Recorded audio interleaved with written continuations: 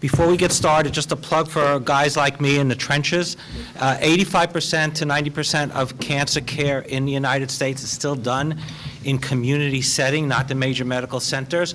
Although practitioners like myself work very closely with the experts.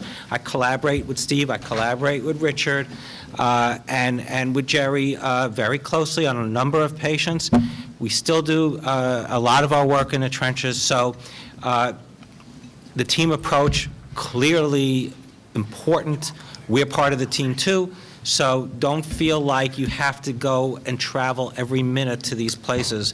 There's a lot of cancer care and neuroendocrine care done in the community setting. Just pick your doctors carefully. And the last thing I want to make, if you find a doctor that knows everything, run as fast as you can. Who says he knows everything, you run as fast as you can away from him.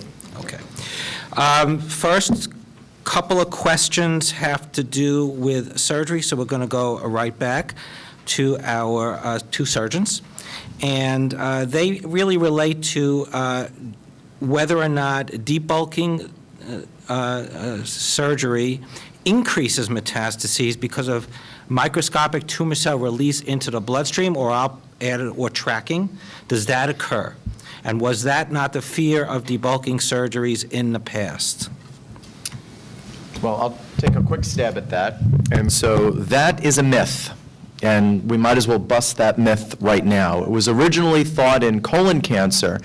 In fact, when I was training, we were beginning part of my training, there was still this concept of what was called a no-touch technique. That was that you didn't touch the primary tumor while you were trying to resect it. In fact, some guys would tie off the colon on either side of the tumor. And that was really because at the time we didn't understand cancer biology as well as we can now. Not every cell in the tumor is capable of metastasis. It's a clonal thing. Only certain cells are able to metastasize. And so physical disruption of cells getting into the bloodstream during surgical resection does not lead to an increased risk of metastasis, nor does opening a patient to look at what's going on and then closing lead to metastasis and bad outcome. These are myths, and we might as well be surgical myth busters today. Eric, anything to add? Great show. This was on. So yeah, I totally agree with Steve. And there are a couple of things. One thing is usually when these things are metastatic, the horse is out of the barn. Okay, it happens very early because these are very late to diagnosis. The second thing is usually there's stuff there, you just can't see it. So let me just tell you about some of the research we've done. So if you go into a liver, right, so I like to take out livers, and what you do is if you cut into places that are not normally associated with the tumor, guess what? There are a bunch of little things inside there, okay? So we do a lot of these things called gallium scans, and Odo will tell you more about that. So we had a bunch of patients came to us who said, oh, there's no evidence of disease. And then we did a gallium scan, and guess what? There's evidence of disease, right? So that stuff is going to be there, right? The recurrence rate most of these studies was approaching 100%. But it didn't mean that the patient didn't do better, right? The whole philosophy is kind of like, well, yes, we know things are going to happen, but if we can kind of set the clock back, that still buys the patient many, many, many years of good quality of life. So that's kind of how we approach it philosophically. Yeah. And data-driven. Yeah. Okay. If I could I just make just one comment to both Dr. Labudi and Dr. Liu? You know, the only time I've ever heard, and Kaplan was the first to suggest this, a gastroenterologist from London in 1997. But if you look at the system, the vascular system of the midguts and the pancreas, they're both, the blood supply leaves the tumor and goes straight to feed the liver. So I think we at least have to, like Eric says, the horse is out of the barn, because I think I don't know if you agree, but it seems to me that over that period of time, some of the clone cells can go straight into the liver because of the portal system. Let's go on to the next one. And that's probably how it goes. This is another surgical question, and it pertains to two real questions here. One, if there was already liver metastasis, and this would be PNETs or carcinoid, so let's address them both. Does it make sense to remove the primary as well as the liver metastasis if possible? The next corollary to that If there's a single metastatic lesion to the liver, should it always be removed if accessible? And the second corollary to that is how many times can you do liver resections on patients? Yeah, sure. So I'll tell you how I feel about it. So again, it depends on the risk and the benefit, okay? So if someone has, let's say, metastatic pancreatic, okay, then you have to say, well, what is the patient going to have a problem with, okay? Are they hormonal, okay? If it's a very hormonally active tumor, well, then, maybe a debulking operation would help them significantly, okay? Then the other question is the lesion so big that's causing mechanical problems? Well, then you should probably take those things out. What if the tumor is like 2 or 3 centimeters small and a bunch of liver mets? Well, then maybe you want to weigh the risk and benefit of the operation, right? Because there are real risks to the operation. What about your small bowel? Your small bowel, yes, take that thing out, because if you're going to be in there debulking, you might as well take it out because the risk is low, okay, right? So you're getting this sensation of the weighing of the two. So yes, so the answer is, even if there's one, okay, I like to take them out. Now, again, it depends on how they behave, right? If there's one and there's only been one for a long time and it's the only one that's growing, you can take out laparoscopically a lot of time, and it works out really quite well. I've taken, onesie, twosie things out. The guy goes home in 3 days.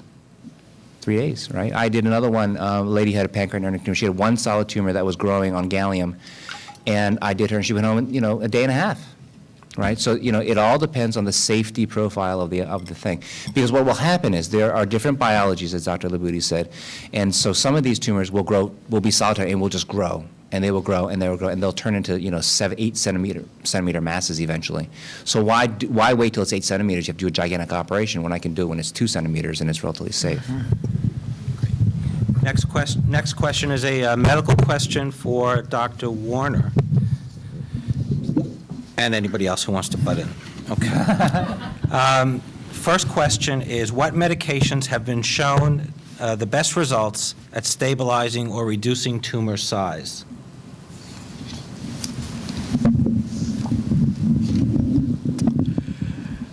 As we said before, each tumor is different. They're not all the same. There is no one medicine that is the best. Otherwise, it would be the standard of care, and there is no standard of care.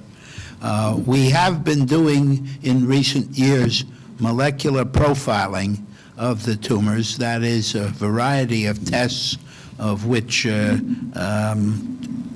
chromosomal analysis has been involved. These tests are done on the specimen obtained at biopsy, and can help to determine the drugs to which the tumor any specific tumor might be best responsive. And this is the best way at the present time, besides just relying on experience, this is the best way, in my opinion now, of telling what's going to be the best drug for any given tumor. Richard, actually, Tom, let me just go on because you'll answer the next one as well. So this is both for Richard and Tom. What tests to find tumors for those with markers and syndrome, Negatives. but a negative Octria scan? So what other tests would you use for those patients, and what percentage of metastases are Octria scan negative? So I can start with the advantage, and Eric will also give his comments, and we'll see this afternoon, we've now done almost 100 gallium 68 DOTA modified octreotide PET scans, and our accuracy for known METs in finding the primary is still holding at about 85%. So that's the most, to me, the most sensitive, non-invasive way to pick the primary up when you have known METs. On the flip side, you may have and I've learned again today, you may have every symptom and even biomarkers such as high serotonin. Dr. Warner mentioned chromogranin A. I've seen this with classic symptoms, and we've done 35 of those folks in a straight prospective way and have not been able to find them. Now, whether they're true negatives or a false negative, we don't know. We'll have to continue to follow. But if you have a known MET in your liver or a known MET by biopsy, the accuracy is approximately 85% in holding, and I'd like to hear Eric's comment on that. Yeah, no, I would agree with that. The problem is it kind of depends on the tumor. So in our hands, we've looked at it, even like our small bowels, for example, right? So I told you location is really important, and here's an example. In our small bowels, about 83% of our patients, so it's very similar to what Dr. Odorizio said, have expressed the somatostatin receptor number 2. It's the one that we are so very interested in. But it changes. So like some of our lung carcinoids, their receptor status is lower. And so it really depends on the type of tumor you're dealing with. And sometimes you have high-grade tumors, which traditionally are thought of as not having receptor, and then they have very powerful amounts of receptor.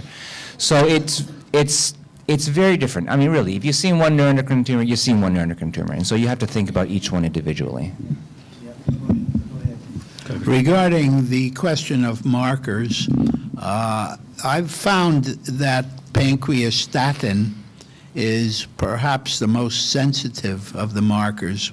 Recently done a study in which we had 96 patients with biopsy-proven carcinoid, and they all had chromogranin A testing, and there were about, if I can recall correctly, 9 cases who were negative on chromogranin A, but were positive on the pancreastatin. They had abnormal pancreastatins. So in this group, not a single case with proven tumor by biopsy was negative on pancreastatin, whereas a number of them were on the chromogranin A. So it is, in my judgment, one of the best tests to use when you don't get a definite positive on the others. Yeah, just to follow up on that, that's absolutely right. Chromogranin is a big earth person pro-hormone. It has no biologic activity as chromogranin A. It's when it breaks down, it splits and becomes pancreastatin or one of the other 2 peptides. It's 100 times more sensitive than the chromogranin A. And it's measured in a picogram amount, so that what Dr. Werner says is precisely right. Your chromogranin, I'm pleased to hear that, because chromogranin A may be normal up to 93 nanograms depending on your assay, but pancreastatin is an absolute value in a certain respect, in that the upper limit really is about 135 picograms, and so that's absolutely correct. But just remember, pancreastatin is 100-fold more sensitive by weight, and so that's why it's so precise. It also helps with people on PPIs, too. It does. It separates PPI folks from tumors, because chromogranin A will be high, gastrin will be high with PPI use, but pancreastatin will invariably be normal.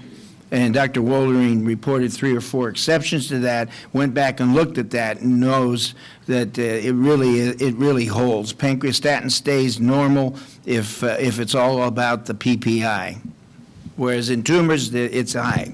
Okay. I'm going to answer the next question very quickly, because they're basically yes or no questions. Can all carcinoid marker tests, blood and urine, be normal or within range and microtumors still exist? Yes. What is the best testing or scanning technique for detecting very small neuroendocrine tumors? And the answer is there is no best test. We use a constellation of tests, markers, scans, endoscopies, other procedures, radiologic procedures. So there is no one best test. Now, in the interest of time, most of the remaining questions have to do in one way or another with how we follow patients and what we do for sequential monitoring. So I'm going to ask each one of our doctors to answer a number of these questions at once, and they can go down the line, because we're going to get different answers, I think, from the different panel members. The questions are, what are we recommending to our patients as far as diet and exercise? What are we recommending for our patients as far as intervals in follow-ups for tumor markers and scans? And what are we recommending for our patients as follow-ups for potential surgeries, redoing resections or or interventional therapies. I'm going to start with you, Tom. Let's see. In general, what we do at University of Iowa with Jim Howe, our endocrine surgeon, we, following the first surgery for, let's say, the midgut, the carcinoid tumor, we follow every 6 months with CT scans, which we consider and must be considered still the gold standard for follow, because nothing happens, I think, at the present time unless the CT scans change. We, however, do the panel of biomarkers, and biomarkers will precede by weeks the CT scan change. And we will base sandostatin regulation or adjustment of sandostatin based on a jump in serotonin or pancreastatin. So we use the markers to anticipate that there'll be a change, and we do that. Regarding further surgery, Dr. Howe has completed a fourth lymph node reduction on a patient over a total of 6 years, because the CT scans show recurrent nodal growth. And as Dr. Liu showed or suggested, the lymph nodes can be a very big problem in the long term. And so Dr. Howe has gone back repeatedly for that. So that's how we do it. And we don't do the PET scan, gallium PET, at this time to follow recurrent disease. We use the CT-MR for 2 years, every 6 months. Tom, Arctria scans, how often do you do them? So I do Arctria scans once. And if you go back to the original literature with Jean-Claude Roiby, who mapped all of the SST2 receptors for all the neuroendocrine tumors, he made one statement at the end of the whole period of time: once you're positive, you're always positive. The thing you want to know about from the Arctria scan is, do you light up? If you light up, you have a rationale for sandostatin forever, as far as I'm concerned. And the other comment that was made for static, and Dr. Gersten talked to that, octreotide is now accepted. It's not an indication, but it is anti-proliferative. And the PROMID study that he showed really shows that piece of work. He showed it beautifully. The control group got saline for 6 years. The group that got 30 milligrams of Sando for 6 years in Germany, 5 centers, went for a 17-month time to progression, and if they had very low liver tumor burden, they went to 24 months. And so that showed for the first time against the placebo that it is anti-proliferative. We all know it's indicated for symptoms, but it's convincing yourself that even though you don't have symptoms and you're showing tumor, you probably should be on it.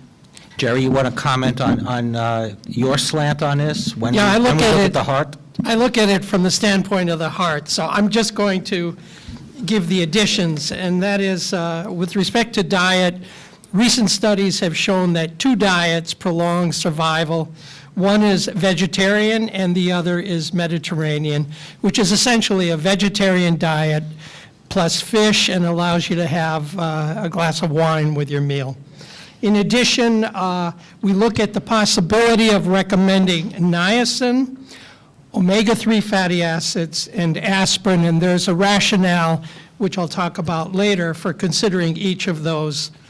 And in terms of monitoring, I follow markers along with the team, especially Dr. Warner. And in addition, I follow our patients with echocardiography, because 50 to 70% of patients with carcinoid syndrome will at some point in the course of their disease have cardiac involvement. So I have a question for you, Jerry. In a patient who is asymptomatic, do you recommend a baseline echocardiogram? No question about it. Regardless of the presence or absence of symptoms, sometimes we cannot hear the murmurs of fibrotic and leaking valve. Sometimes the patient just doesn't have a cardiac symptom. Sometimes the signs of carcinoid syndrome and right heart involvement are very subtle. We get a baseline echo whenever the patient is referred to me. And is a regular echo enough? Should we do a transesophageal? In most instances, if you have an experienced echocardiographer, and our technician has essentially studied all of our patients, he will pick up with just a transthoracic echo, even a tiny amount of carcinoid involvement of the valves. And when you compare his echoes with those that are done by a person not experienced with carcinoid disease, there's a vast difference in the ability to pick up carcinoid effects. In addition, a small percentage, somewhere between 3 and 5% of all carcinoids will have cardiac metastases. That is, a tumor can spread to the pericardium or the myocardium, the heart muscle, and this has nothing to do with the valvular scarring that occurs as a complication of carcinoid syndrome. So this is an additional reason for having imaging done of the heart, the echocardiogram. Great. For our surgeons, I just want to, since we've talked about patients, how to follow patients with active or metastatic disease, for our surgeons, I'd like them to answer the same question, but for patients who have had resected disease and are considered clinically NED or no evidence of disease, how would they follow these patients? So this, I think, is a key question, because I, as the rest of the folks on the panel, see patients every week that come in with logs of tumor markers that they are following and graphing very meticulously over time, and get very concerned when numbers bump up and down and what should I do and how should I change therapy. And my greatest piece of advice is to take the logs and throw them in the garbage, because there's no evidence that tracking any of these markers and then impacting on the marker in the absence of something that Dr. Odorisio said, which is very important, and this is something I want you to remember, in the absence of a finding on an anatomic imaging study, like a CT scan, there's no evidence that intervening on these little blips that happen in these markers is going to have any impact on your outcome. They're useful tools for us in clinical trials. They're useful tools for us as we try to sort through and find the best marker that hopefully someday we'll be able to say, if you follow this and it gets above this and we then do that, you're going to do better. But unfortunately, in April of 2013, we don't have that. And so anatomic imaging. So quickly, in the answer to what do I do and follow up for a patient who's had resection for either a primary or metastatic site, is I do follow markers, but mainly to guide me in terms of timing of anatomic imaging. As a general rule of thumb, for the first 2 years after surgery, I'll get anatomic imaging every 6 months, and then depending on that individual patient's biology and pace of disease, I'll extend it out to once a year, maybe once every 2 years if we're out beyond 5 years and they haven't manifested a recurrence. But anatomic imaging is what guides my decision-making in terms of a next intervention, whether it be systemic therapy or another surgery, not the measurement of a biomarker. CT scans, MRs. Yep. I have to disagree in part. I agree with doing periodic, every 6 months, CT scans for the first 2 years out, and then yearly.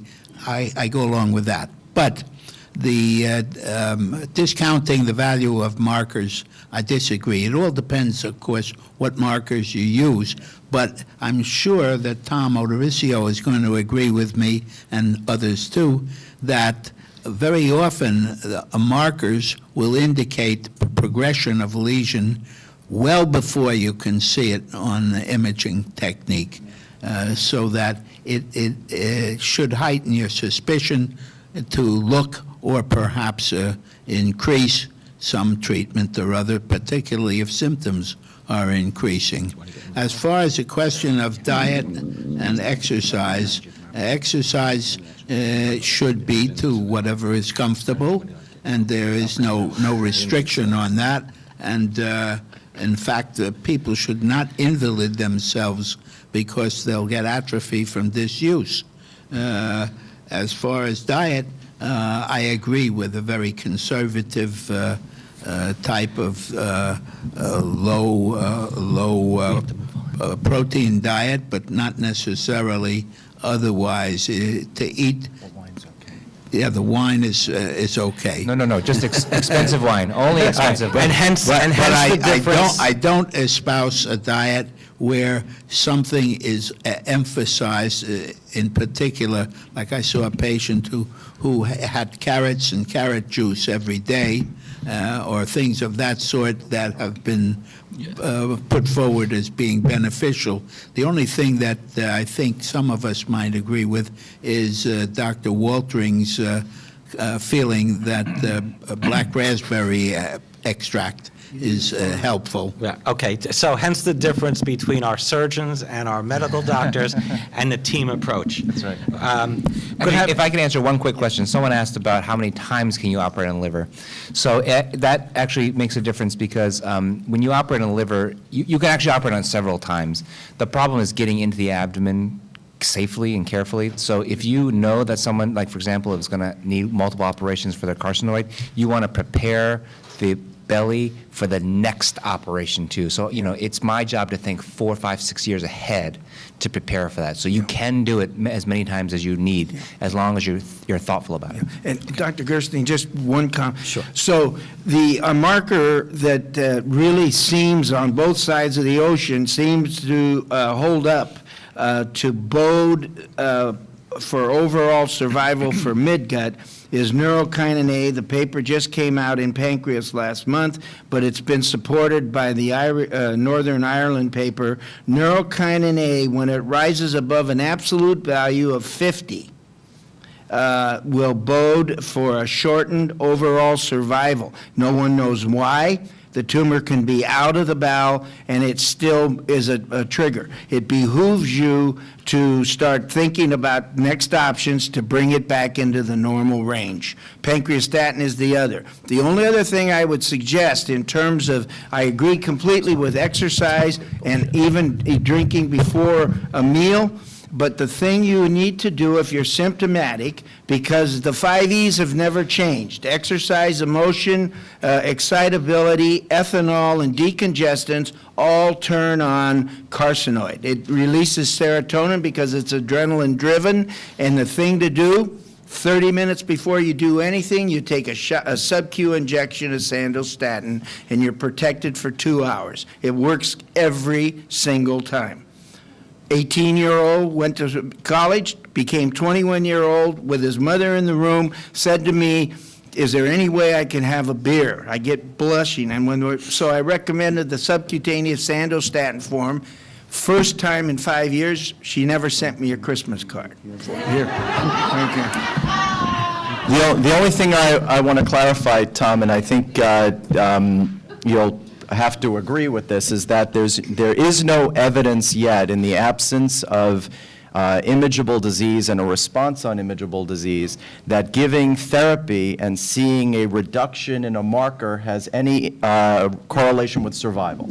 So at that point, has to be clear that evidence does not yet exist. I just want to add one comment, and that is that there is a correlation in our patients, especially after open heart surgery, of serotonin levels with recurrent disease on the newly implanted valves. And so we follow markers very closely, and I'll pick up the phone and call Dick Warner when I get the results of the markers indicating that they're not heading in the right direction. 2 last comments before we break for lunch. One question addressed the possible use of Avastin, which is bevacizumab, which is an EGFR antagonist. And this drug is not FDA approved for the use in carcinoid or carcinoid tumors or pancreatic neuroendocrine tumors. There is a study ongoing in Stanford which is looking to address it. There's anecdotal evidence, but there's nothing proven yet that this has any efficacy in it. There are some third-party payers that are approving it. I have used it, but to this date, it's not FDA approved for treatment or for maintenance. Another question addressed whether, what to do when a radiologist, when you're getting two different answers from a radiologist on tumor, size of tumor changes, and how to avoid this. And the answer is don't put up with it. Take your scans and have them read at a major center, a reference center, or bring them to Dr. Labuti's team or Dr. Warner's team or Dr. Lou's team, and have them read by all the scans, have them read by the same radiologist at a competent place, but don't put up with scans being read by different doctors and you're getting different results. That's just not acceptable. And the last question addressed, given the rarity of NETs and the array of the type of NETs, should we have a bigger population database, and why can't we get that done, and is it a violation of HIPAA to do that? And the answer is it's not a violation of HIPAA to do that, but we've got it, and this is part of the new push for electronic records. Hopefully all of our electronic records will be able eventually to communicate with each other, even though they're different systems. They all have to be HL7 compliant, so hopefully they'll all be able to communicate with each other, and we're going to have a correct national database at some time. In commentary regarding the database, we just completed a study at my institution of over 6,000 cases, some from our place and others from elsewhere, 6,600 and some cases with small bowel carcinoids. So we have the data, and it's been submitted for publication. Thank you, and thank you all for indulging us. Have a good lunch.